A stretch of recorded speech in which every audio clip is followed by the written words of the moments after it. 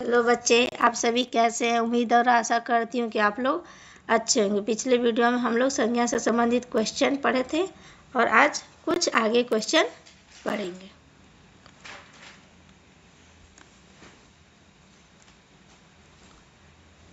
संज्ञा किसे कहते हैं या संज्ञा की परिभाषा। ठीक है, तो संज्ञा हम किसे कहते हैं? जिस शब्द से किसी व्यक्ति, वस्तु, स्थान, गुण या भाव का बोध होता है उसे हम संज्ञा कहते हैं। या दूसरे शब्दों कह सकते हैं जिससे किसी व्यक्ति, वस्तु, स्थान आदि का बोध होता है उसे हम संज्ञा कहते हैं। इसका एग्जाम्पल क्या है? लड़का, पुस्तक, ये सब क्या है? संज्ञा के एग्जाम्पल है। व्यक्तिवाचक संज्ञा किसे कहते हैं? उदाहरण दीजिए। तो हम जानते हैं जो किसी विशेष व्यक्ति, स्थान, वस्तु या नाम का बोध कराता है वह व्यक्तिवाचक संज्ञा कहलाता है। जैसे राम, व्रत में कोई भी विशेष नाम। जातिवाचक संज्ञा की परिभाषा लिखिए। जातिवाचक संज्ञा हम उसे कहते हैं जिससे पूरी जाति का क्या है? बोध कराया जाता है। जो संज्ञा किसी जाति या वर्ग के सभी व्यक्ति या वस्तु का बोध कराए वह जातिवाचक संज्ञा कहलाता है। जैसे पेड़, नदी, माने पेड़, पूरे पेड़ की जातियां, नदी, पक्षियों का झुंड आदि। भाववाचक संज्ञा किसे कहते हैं? जो संज्ञा किसी गुण, अवस्था या भाव को प्रकट करते, गुण, दोष, अवस्था या भाव को प्रकट करती है उसे भाववाचक संज्ञा कहते हैं। भाववाचक संज्ञा में जैसे मित्रता, ईमानदारी, साहस आदि। द्रव्यवाचक संज्ञा किसे कहते हैं? जो संज्ञा किसी पदार्थ या द्रव्य का बोध कराती वह द्रव्यवाचक संज्ञा कहते हैं। द्रव्यवाचक संज्ञा जो है जातिवाचक संज्ञा का ही एक उपभेद है। सोना, पानी, तरल पदार्थ जो भी हो सब क्या है? द्रव्यवाचक संज्ञा में आते हैं। समूहवाचक संज्ञा किसे कहते हैं? जो संज्ञा किसी समूह या समुदाय का बोध कराती है, जैसे जो पूरे समूह में होते हैं, जैसे झुंड, कक्षा, गोष्ठी, सम्मेलन, ये सब समूहवाचक संज्ञा के उदाहरण है। साहस और किताब किस प्रकार की संज्ञा है? तो साहस एक भाव है, तो साहस क्या है? भाववाचक संज्ञा हो गया। और किताब क्या है? तो किताब की पूरी किसी एक किताब का नाम लिखा, तो किताब क्या है? जातिवाचक संज्ञा है।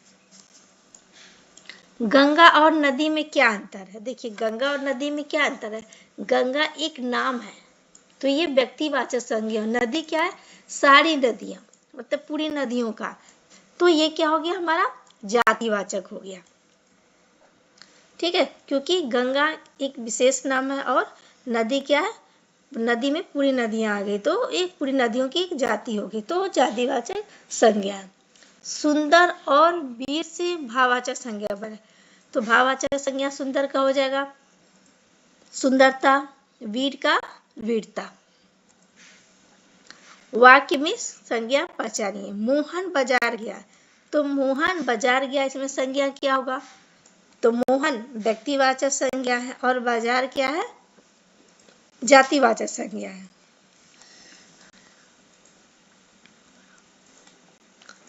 संज्ञा के कितने भेद होते हैं? तो संज्ञा के 3 भेद होते हैं, व्यक्तिवाचक, जातिवाचक और भाववाचक। और द्रव्य और समूह क्या है? जातिवाचक के ही उपभेद है। बचपन किस प्रकार की संज्ञा है? तो बचपन हमारा क्या है? भाववाचक संज्ञा है, क्योंकि यह अवस्था का बोध कराता है। बचपन क्या है? भाववाचक संज्ञा है। यहाँ आपका जो लिखा है संज्ञा कितने भेद होता है? यहाँ 3 भेद होगा। ठीक है। भीड़ सड़क पर खड़ी है, भीड़ सड़क पर खड़ी है, तो भीड़ कौन सा ये संज्ञा है? तो भीड़ जातिवाचक संज्ञा है। भीड़ क्या है? हमारा जातिवाचक संज्ञा है। ये जातिवाचक संज्ञा में ही जो उपभेद है उसका समूहवाचक है। और सड़क क्या है? सड़क भी जातिवाचक संज्ञा है।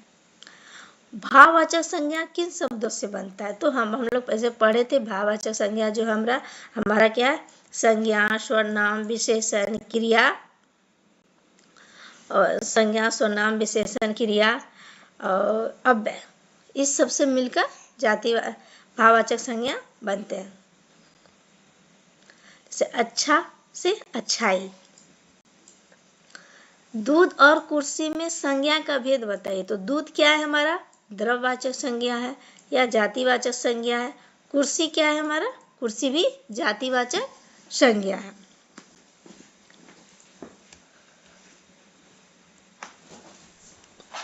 समूहवाचक संज्ञा के उदाहरण क्या है? तो समूहवाचक संज्ञा का उदाहरण है टोली, परिवार, झुंड, कक्षा, ये सब। ईमानदारी सफलता की कुंजी है। तो ईमानदारी कौन सा संज्ञा है? तो ईमानदारी हमारा भाववाचक संज्ञा है। और सफलता की कुंजी है। तो सफलता की कुंजी, कुंजी तो पूरी कुंजी, तो ये क्या हो गया? जातिवाचक संज्ञा है। कुंजी जातिवाचक संज्ञा और सफलता हमारा क्या है? सफलता एक भावना है, तो सफलता क्या हमारी? भाववाचक संज्ञा है। सेना और बालक में अंतर स्पष्ट कीजिए। सेना, देखिए सेना हमारा क्या है? ये पूरा एक झुंड, एक पूरी सेनाओं की जाति है, तो ये हमारा क्या हो गया? जातिवाचक संज्ञा। बालक, बालक क्या है? बालक भी जातिवाचक संज्ञा, लेकिन सेना जैसे जातिवाचक संज्ञा के दो भेद है, समूहवाचक, तो सेना समूहवाचक संज्ञा या जातिवाचक भी कह सकते हैं। द्रव्यवाचक संज्ञा की एक विशेषता बताइए। तो द्रव्यवाचक संज्ञा को समानतः गिना नहीं जा सकता है। द्रव्यवाचक संज्ञा की हम गणना से पानी, तेल, सोना, चांदी, सब इसमें क्या है? इसकी गणना नहीं की जा सकती है, पानी और तेल। वाक्य में संज्ञा का क्या महत्व है? तो संज्ञा वाक्य में कर्ता या कर्म बनकर वाक्य को पूर्ण और अर्थपूर्ण बनाती है। संज्ञा वाक्य में कर्ता या कर्म बनकर वाक्य को पूर्ण और अर्थपूर्ण बनाती है। आज के लिए इतना ही, आगे कल देखेंगे।